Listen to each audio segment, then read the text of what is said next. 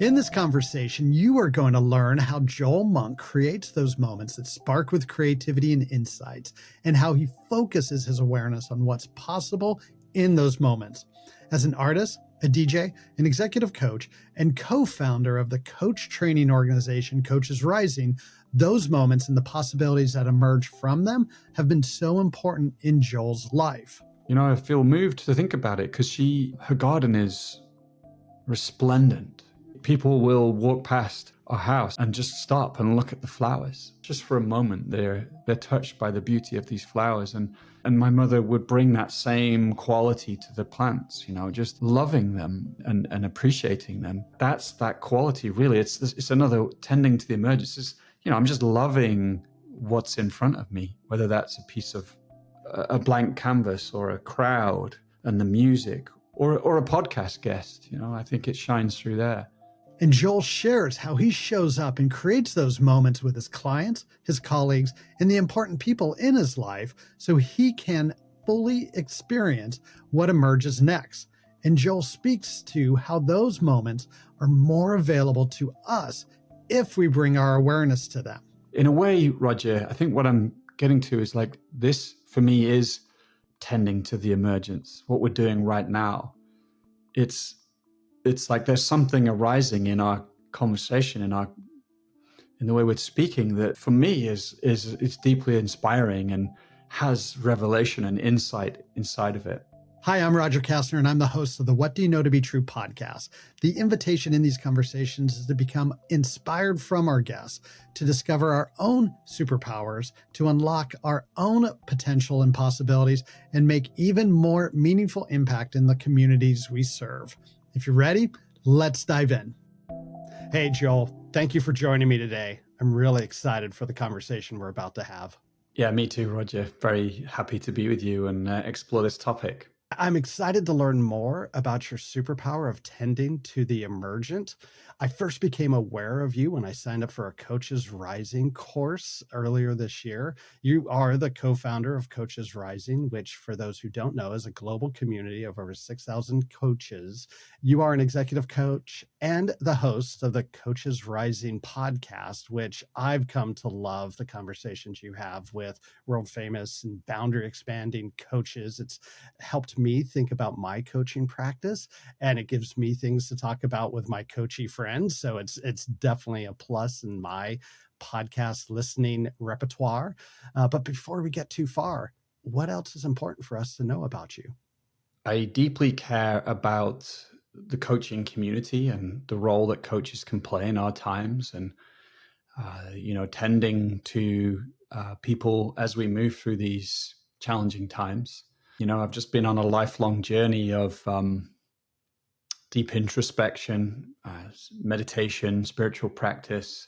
I have a strong love of being at the edge of the frontier of what it means to be in human transformational practices. Maybe we'll get into the wider world and how superpower I feel like I have connects to that. But I feel like it's the time for us to, each of us, consider this important question about what our superpowers are and to own that, to claim that more fully. I don't think it's by coincidence that there's this huge boom in people who are interested in coaching, who are interested in helping other people, and ultimately, I think, helping themselves get to know more about what is inside of us. How do we want to walk the earth? How do we want to show up and be present with one another? What I have found about Coaches Rising is you're going beyond the, I guess, the basics of coaching, and helping coaches show up in a different way. At least that's what I'm taking from it. Would love to hear more about Coaches Rising, and curious to what you think about the mission, maybe when you started it versus what it is now. And I would ask that for yourself as well. How are things emerging and how are you showing up? That was a big, long-winded question, but I'll work on my coaching skills and ask shorter questions next time. Well, no, sometimes it's good to like load in quite a lot of questions and see where people take it. So I think I'd start by saying the seed of Coaches Rising came through me one day. And my co-founder, Lawrence Van Arle, I want to give a big shout out to as well. But, we sat and we just felt this deep sense of wanting to help evolve the field of coaching, and that coaches were important in our times. So we wrote a very short manifesto about that. And actually, recently, I dug that out of the drawer, so to speak, the digital drawer. It still holds true today. That sponsoring seed actually has flourished into, the online programs that we run. And I think you're right. So I'd say we don't necessarily offer the beginning foundational training for coaches. There are some great schools for that. We're a kind of continuing education school. Although we do get people who want to come in and just, they've not done much training. And we will be creating things for those, for beginner coaches. And I think it's having us look very deeply at what it means to be human, and what is it that AI will be able to do much better than humans, and what is it that humans, what are these capacities and ways of being that are deeply unique? And I think for me, this speaks to where coaching is evolving to. I think we're being invited to expand our bandwidth of where we coach from. The last period of time of scientific materialism has privileged rationality, which has brought many, many gifts. I don't want to denigrate that, but I think in some ways we now need capacities beyond that. Our capacity to attune to our clients, to attune to what's here in the moment, and to refine that our mode of perceiving our clients. I work with, I get the chance to collaborate with some incredibly gifted coaches, and they have refined their ability to hold space for their clients in a way that their clients feel fully safe and seen in a way that allows them to unfold into their wholeness, away from a paradigm which I think has been quite prevalent, which is this self-improvement paradigm, which can create a sense of, it's so ubiquitous, but it can create a sense of, I need to improve myself. I need to get to this place where it's somewhere in the future, and when I get there, I'll be okay. Everything will be all right. I'll have made it.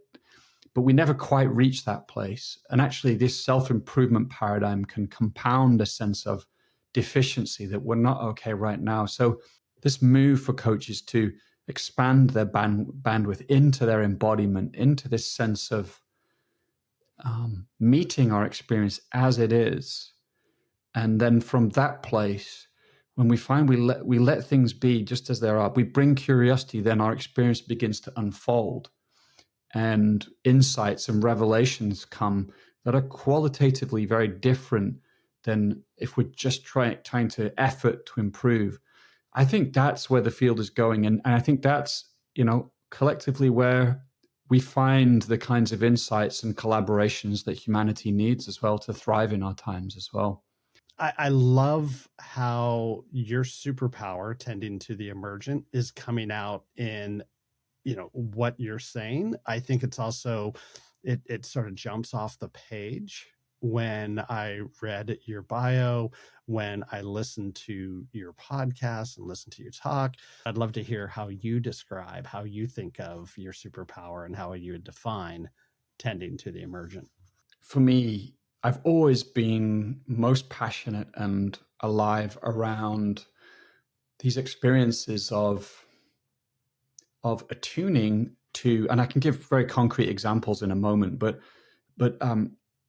attending to my experience, attuning to my experience, particularly the emergence of something that feels alive, that feels as if it's imbued with something meaningful and has a kind of transmission in it. There's something transcendent about it, and that's what I'm speaking to. I watched the Bob Dylan movie last night with my wife, and there was a moment where he was playing one of his songs to the crowd, and it just touched everybody's hearts. That's what I love to serve the emergence of in my life. Let me be practical. So I remember playing with my Star Wars figures as a child, and I would be tending to this. I would be, many of my friends would be like kind of violently smashing them together, running around. And, sometimes I did that, but more often I would find myself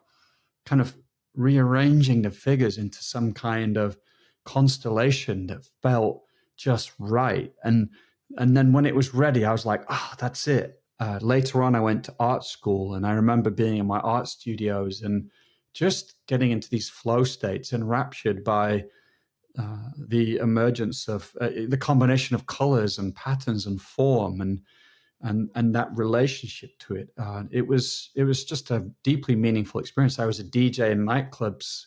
I was quite lucky that I was able to play to quite large crowds of people, and the same feeling would arise as I was tending to the moment, to this sense of relationship with the crowd and the sense of something coming through, this sense of emergent aliveness. And you can use different words to it. But then, hey, I came across coaching, and I found that was the same kind of space that I would like to hold for my clients. So over the course of my life, it's as if jigsaw pieces to the puzzle of my superpower emerged. And I think that's why your invitation is so powerful, is that we can look back and we can start to see there's a thread that runs through our life, and that the experiences that were most touching to us, most alive, uh, brought the most joy. There's often a theme to those experiences which reveal to us, this superpower. I like that word. I think most other people feel and can resonate with that idea of that moment, that spark, that something is possible now that wasn't possible minutes ago. We can see that with music. We can see that with art. We can see that just in our daily experiences. How do you know you're in a moment where there's something that can be attuned to, something that can be tended to, that we're in that emergent moment? What is that? How do you know you're in that moment?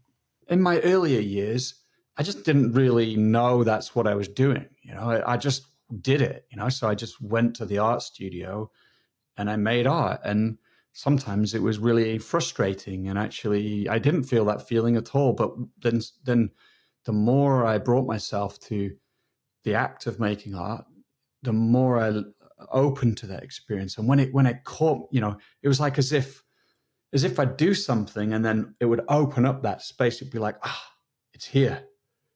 This is it. Now, in team meetings for Coaches Rising, we have it as a collective kind of heuristic or value in what we create.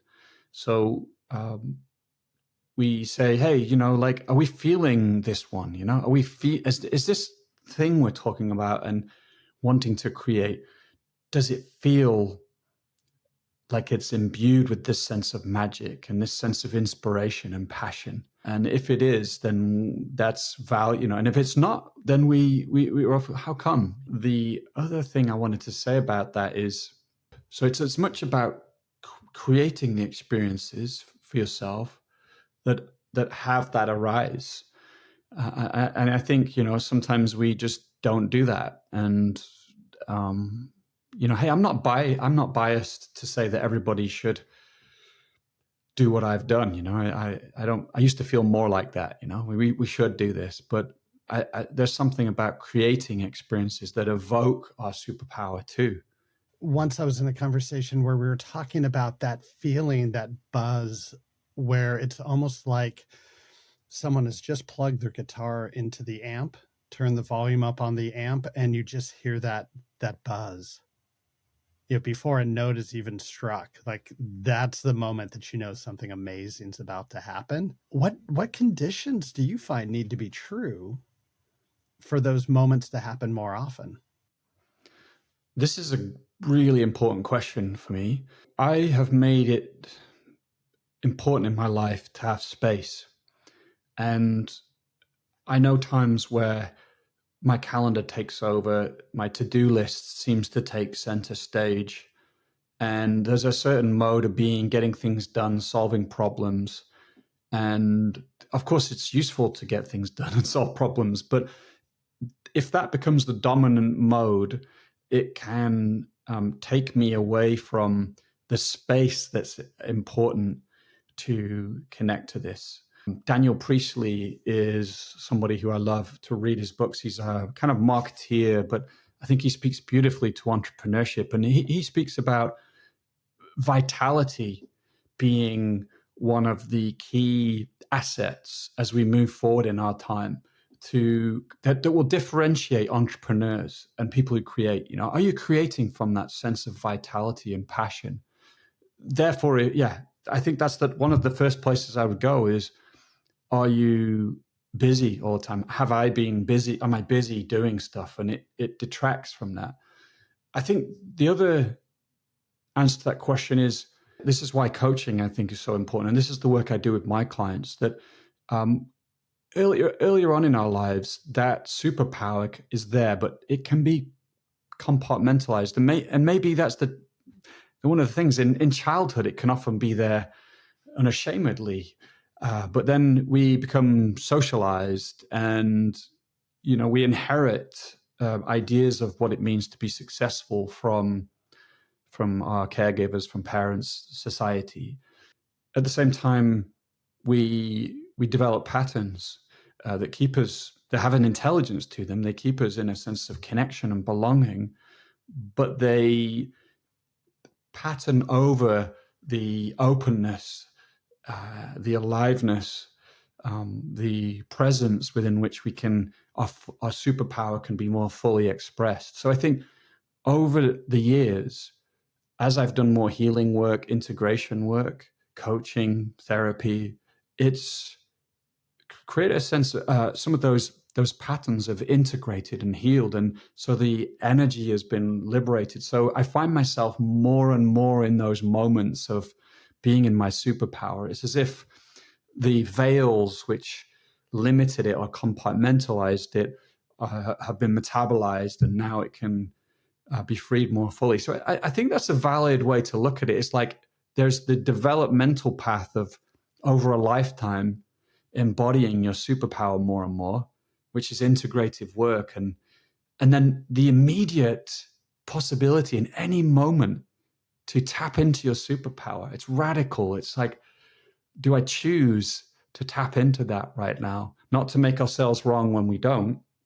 We don't want to create the tyranny of superpower, something we should be. Then it becomes part of the self-improvement paradigm. That's the thing about the self-improvement paradigm. We hear all these cool ideas, and then they become part of the baggage within which we can, I should be like this, I should be like that. But no, it's something possible in each moment. I'm curious about what or who inspired you to have this superpower of tending to the emergent. It's a great question. In some ways, it's a mystery.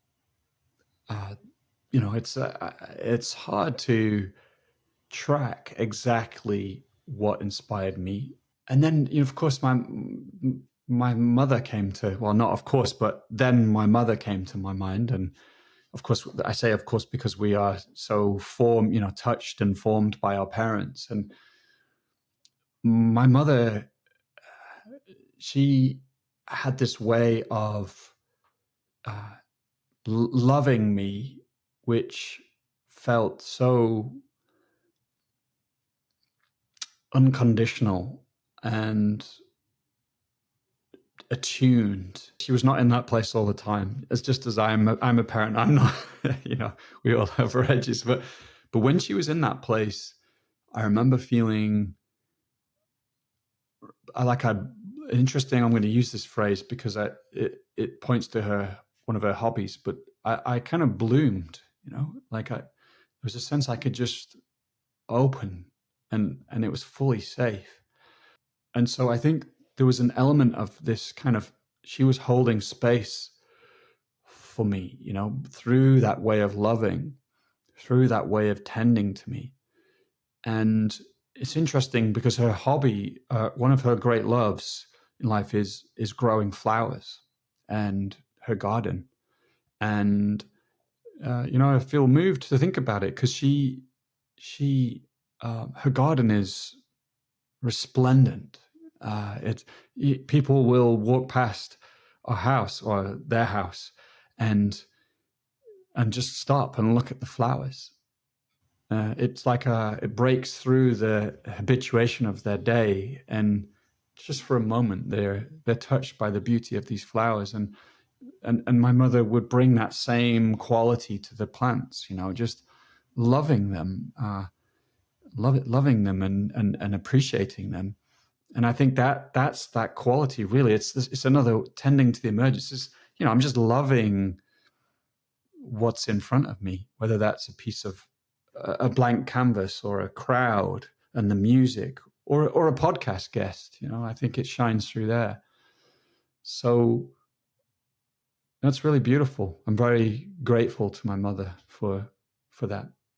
Gardening and cooking comes up a lot as metaphors in these conversations around superpowers.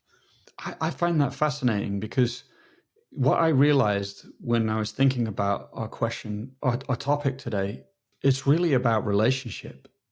To think that my superpower is this kind of thing that lives in me and it's static. For me, it doesn't live like that. It's actually evoked in relationship to things in life. And I think that's part of the shift we're going through collectively somewhat too, is, I hear this phrase, the relationship between things being recognized as at least as primary than the things themselves. We're moving into a kind of process oriented or interbeing, interconnected sense of life emerging. And I'd be curious to ask you this, Roger, if you notice, because what you're doing is an experiment. You're actually tending to all these different people as they answer this question around their superpower. My theory, and this is my question to you, my theory is that a lot of people's superpowers, if you go deep enough into it, like there's a very unique way it's expressed through that individual person, but in some ways it's serving the emergence of life, because life itself is evolving through us as individuals. So there's this kind of way that life itself comes through us as individuals and expresses itself as these unique superpowers. I'm curious if you see common themes to people as they talk about their superpowers. Yes. And in every conversation, empathy, curiosity, and connection comes through as people talk about their superpowers. I will occasionally joke about, superheroes get to wear capes, not because they're doing that thing for themselves. They are, but it's in service of other people that it becomes a superpower. It becomes, and they become heroes. It requires that connection. And the curiosity is there because the superpower, I believe, is always unfolding, that they are learning more about their superpower and their relationship through their superpower with the world. So the name of the podcast is a little tongue in cheek, this idea of what do you know to be true, where truth is always evolving.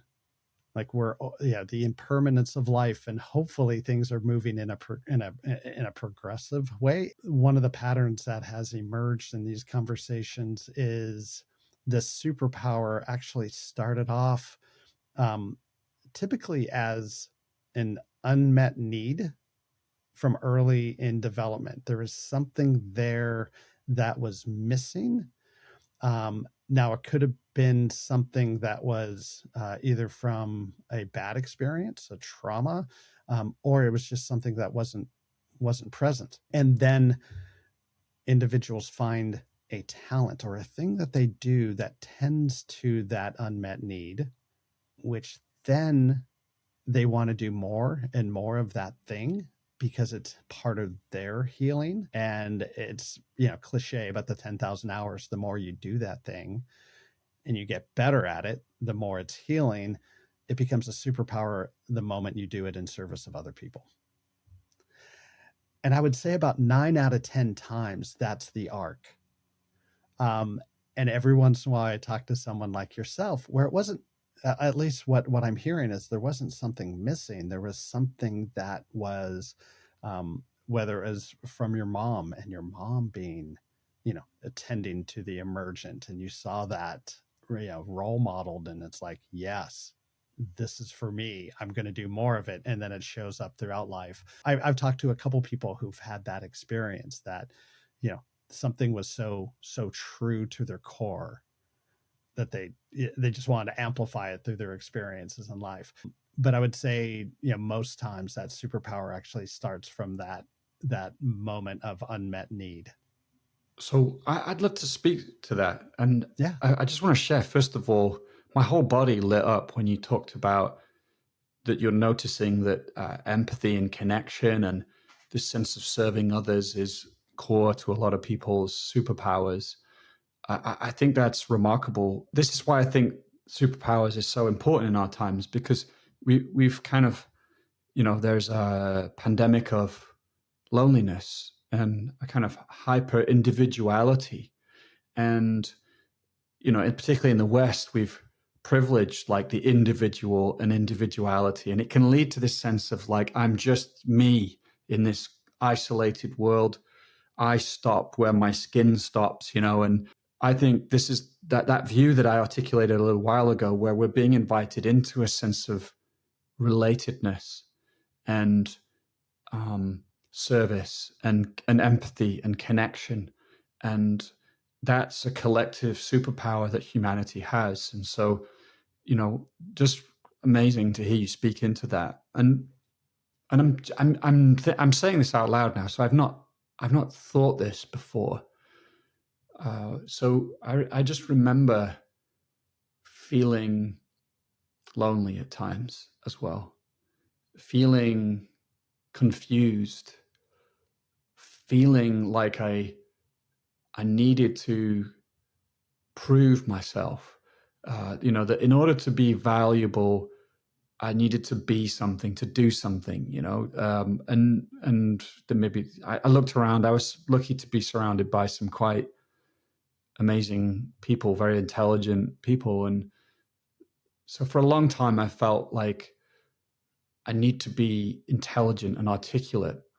And in a way, I felt like I didn't deserve to take up space, to take center stage.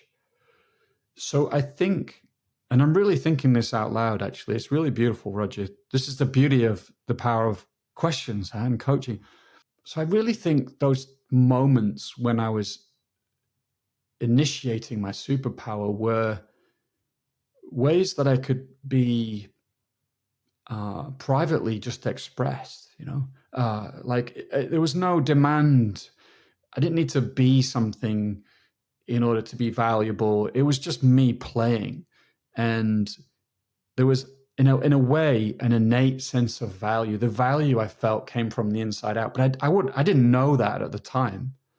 I was just being value by expressing this sense of love, of what wants to happen, what wants to emerge. So I noticed now that over time, my expression of that superpower became more relational. And so, it was Star Wars figures alone, and then it was art in my studio, but then I started DJing, and then I started coaching, and now I love being in like spaces with larger groups of people.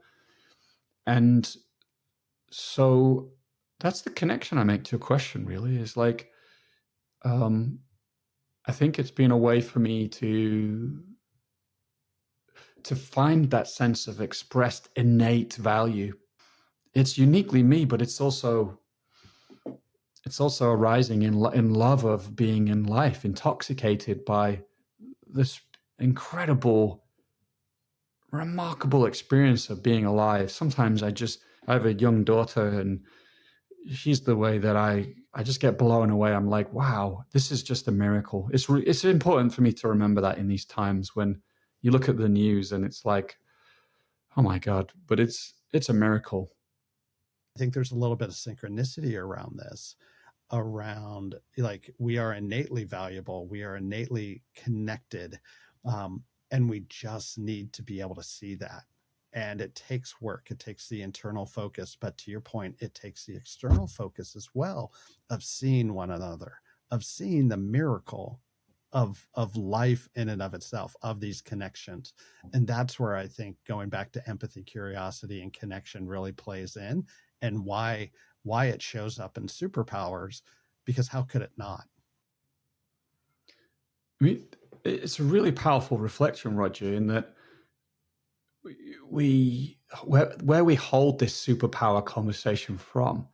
Because if we're not careful, it gets the self-improvement paradigm. I don't feel my innate sense of value, so now I need to compensate for that by becoming a superhero, by developing superpowers. And there's always going to be a tension inside of that. There's a way in which there's a kind of poetry about how we don't want to do that, and it's not just about recognizing our innate value solo. Like it's like it's a relational thing. We evolved in relationship, and we evolve in our superpower in relationship, and it's about that being mirrored back to us. And in a way, Roger, I think what I'm getting to is like, this for me is tending to the emergence, what we're doing right now. It's it's like there's something arising in our conversation, in the way we're speaking, that uh, for me is it's deeply inspiring and has revelation and insight inside of it. I think there is something to this idea of the collective superpower. I and these conversations are an experiment. It is a trying to understand, what is, what is the relationship with a superpower, and why is a superpower even something that exists for us. And I think it does go back to this concept of trying to, achieve our potential, trying to live into our possibilities. And as I've gone, I've been having these conversations for 2 years, and in my own curiosity, thinking about, okay, what are the building blocks to living into our potential, or living into our possible selves?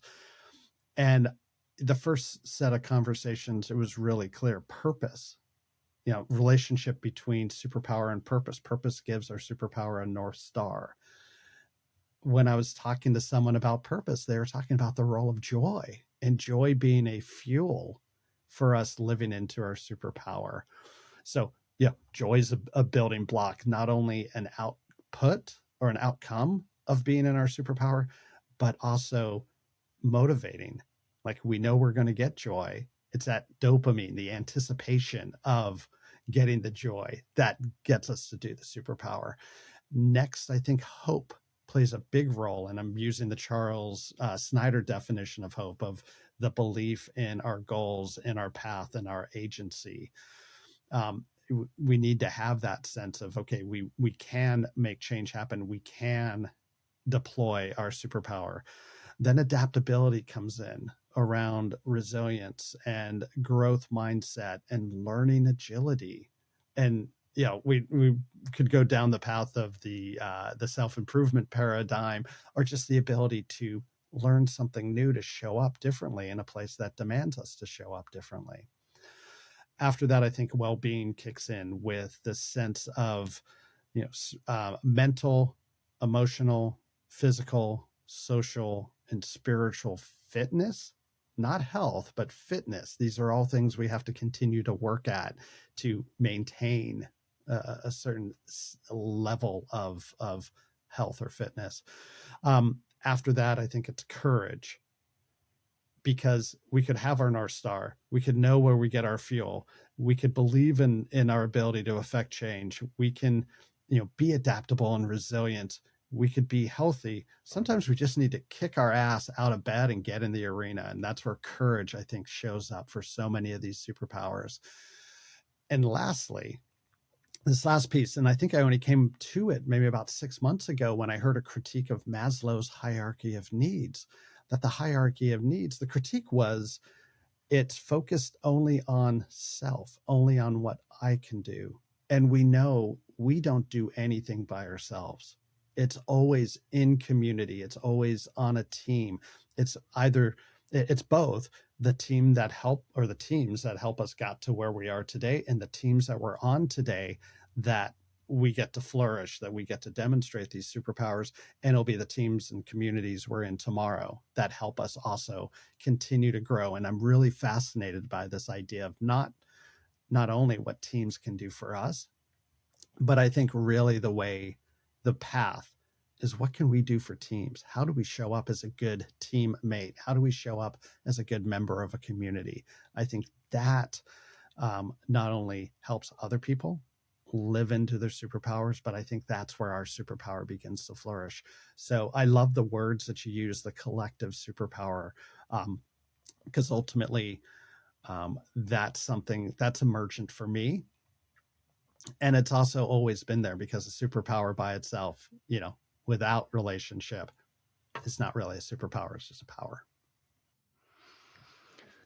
Yeah, it's a beautiful set of qualities that you name, and so I can see how they all fit together, to co-arise. And um, I think, I mean, there's, of course, you just named a lot of different qualities. I think one thing to say is that a couple of things. One is purpose, for me, is one of those things which I feel differently about than I used to, which is that I used to care really about, I used to feel anguish, what, because people give this sense of that we come into life with a purpose, and there's a, a kind of transcendent calling for us. I actually still believe in that a lot, but I think it can create a kind of sense of tyranny of purpose. So, it can compound a sense of like anguish, like I've got to find that purpose, what is it? And we kind of get hung up on really trying to define what that one purpose is. And I think I found great freedom in knowing how uh, purposes were very close. The things that I'm passionate about, that I enjoy, are real doorways into it. And don't get caught up on it being the one thing. It could be other things. It could change. It morphs. It unfolds. And so I think it's beautiful to have both a transcendent sense of calling, but also just this very immediate sense of doing what's enjoyable, what noticing joy, talking about joy, where does joy arise and passion arise, and following those impulses. They're all around us. So, and I think joy is just such a, I heard someone say this, but joy is a moral imperative in our times. I can't remember the person that said it, but I love that quote because I think it's true. And it's a joy that doesn't exclude all the challenges and the grief and the hurt that exists in the world these days. It's not exclusive of that, but that's been something that my own spiritual practice has oriented me to more recently, as something that's fundamentally important. What I do know to be true about joy is it does make our experience uh, it does make our experience human. It does make our life worth living. Um, and if without joy, without tending to joy, without focusing and making sure we get joy, I think that's where both physical and mental disease starts creeping in. And I've had conversations with people on this podcast about joy, about how to go get joy. And one of the conversations with Dr. Adam Dorsey, the author and podcast host of Super Psyched, when I asked him about how to find joy, He gave three things, very simple. One was around laughter. Like find the thing that makes you laugh and laugh harder. Laugh, it's the only time where I think fake it till you make it actually makes sense. The second was around appreciation, and it's a little bit more than gratitude. It's a little bit more than savoring. I mean, to be able to appreciate something, you have to notice it, you have to observe it, but then really feel gratitude, really feel that sense of savoring. And then the third thing was create more than you consume. And he was talking specifically about social media, um, on the consume side. I don't think he was talking about create more, write more posts, but it was more find that thing, find your art, and spend more time with your art. And Amy McNee, an artist out of the UK, will talk about in her TED Talk, beautiful TED Talk on TEDx Manchester, where she talks about we need your art more than ever. She defines art as something we do in order to connect with other people. And I love that definition of art because it's so expansive. It includes a lot of things that are beyond painting and poetry and dancing, right? It's podcasts, it's writing, it's walking down the street and asking someone, hey, what sparks joy? It can be conversational. And so I think those three things that drive joy of laughter, appreciation, and creating more than we consume requires intention and is so worth it. I think that's so wise. I really love those three, and I think um, it's such a powerful invitation to create more than we consume. Because I think that I mean, in a sense, I'm reiterating what you're saying, but I see that in the things that have opened me in my superpower is, yeah, it has been the art of playing with Star Wars figures, the art, making art, DJing, putting sets of songs together in relationship with a crowd, and it's the thing right now that it's that's why the space is so important. It's the same thing as being in doing mode on my to-do list is, well, it's not very artistic. I mean, you could do those things in an artistic way, and I think that's a very interesting inquiry, but just to have the space to appreciate, appreciation is a very relational word, isn't it? What is the thing I want to appreciate right now? What books draw me? What podcasts? There's always things that we're fascinated by, and we want to do. I love the invitation. What could we create? That would why do we want to do that? So I'm going to take that one on myself. I think it's a beautiful invitation. Well, I could argue it's already what you do.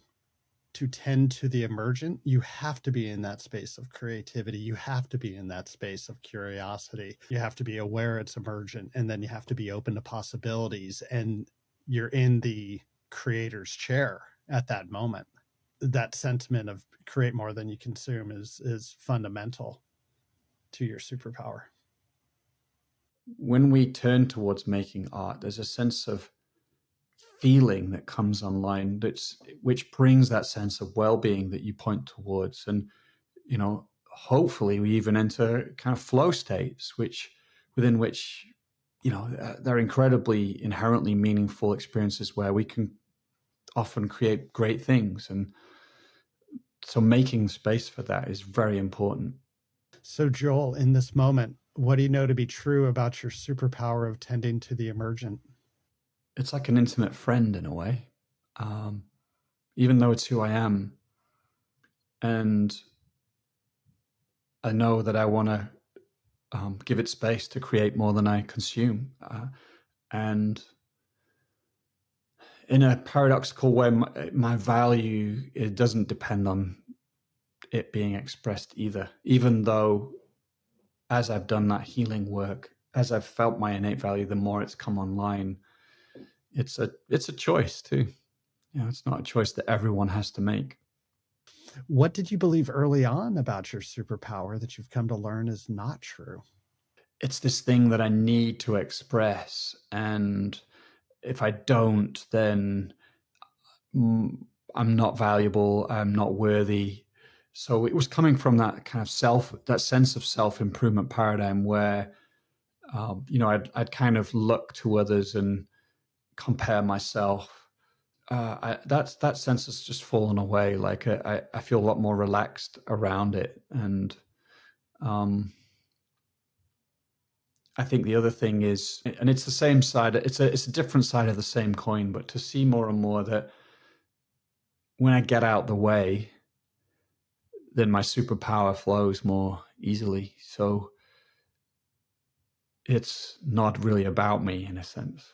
I love this, commonality amongst people who have took the time to think about what is their superpower, why they have the superpower, how it shows up for them. This time to invest in ourselves to really understand ourselves and the thing that we do that just feeds us, that gives us so much fuel. I just want to share a question, which it's the question that took me from not only seeing my superpower as something in me, but as something that's serving something in the world. So when I'm feeling that sense of superpower, that sense of joy, that sense of passion, that sense of purpose, what am I serving in the world? That's a really worthy thing to think about. That's a fantastic question. And my immediate response, it does mean it's the right one, but my immediate response, it's akin to having solar panels on your roof, and that all that surplus energy that you're not consuming goes back to the grid and it serves other people. And so what's coming up for me in this moment with that question is when I'm in that place of joy, yes, it fuels me, but I think joy is infectious and it's an invitation for other people to do their thing that leads to their joy, which connects us in our humanity. Hmm. That feels like a pretty good off the cuff response. I think I'll stick with that one. Final answer. Yeah.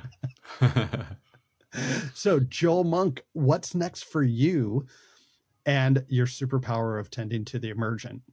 For coaches, I think there's a tendency to understandably want to gain more and more knowledge. And that's probably true of all of us human beings. It's true of me, but knowledge is important. But I think what we're being invited to in the coaching industry is to really look at our own maturity, our own way of being, to put practice before method. There's a certain shift in my own coaching which opened up the space for deeper mastery. And that was when my own consciousness, my own maturity took center stage and the theories and methods went in the background.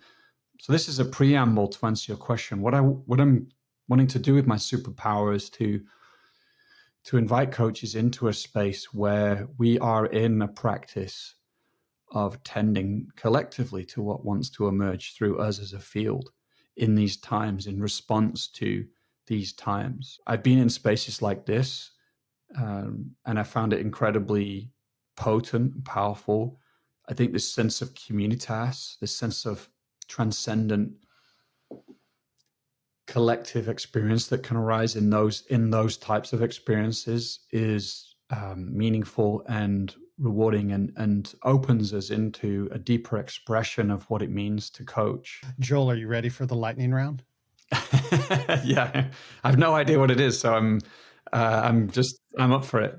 And this is always exciting because these questions I think are meant to be like quick hits, like fast responses. They never end up that way because it always leads to some deeper thought. But let's give it a shot and see what happens. So fill in the blank. Tending to the emergent is Being in love with what you find in front of you. see that. Oh my goodness, I felt that response. I heard it and I felt it. And I'm already violating our rule of lightning round. Okay, who in your life tends to the emergent for you? My wife, my relationship with life. You could use the word God. Some whatever is transcendent to me. That's incredibly important. And the mentors and coaches that I have, that I feel I'm blessed to have. Is there a practice or routine that helps you grow, nurture, or renew your ability to tend to the emergent? There's many. I would say meditation and prayer are the core ones. What is it to sit in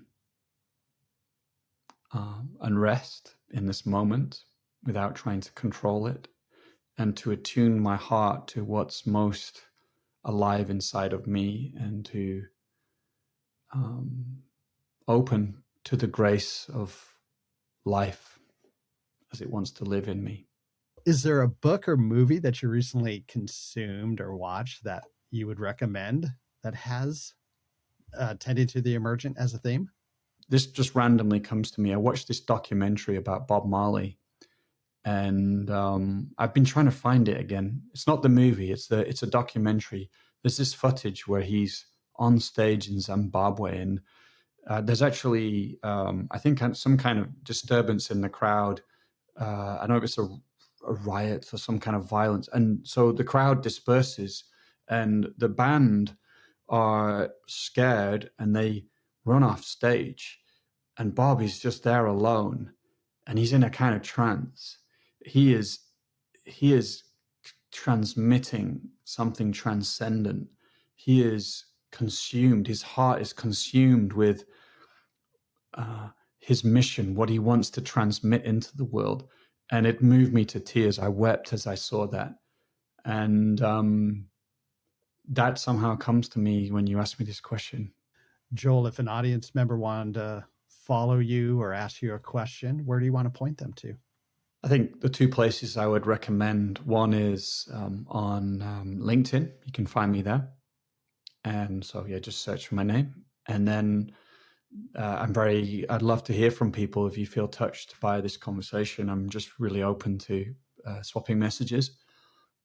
And then the second one is Coaches Rising, coachesrising.com. You can find out more about what we're up to there. Joel, thank you so much for this conversation. I am indebted to you for one, for creating a space for coaches like myself to come and learn more about our practice and how we can show up to not only create and hold space with our clients, but to ultimately be more present in that very human, very sacred space. And that happens in those conversations and coaching. And many of our audience members are coaches already, and they know what that feels like.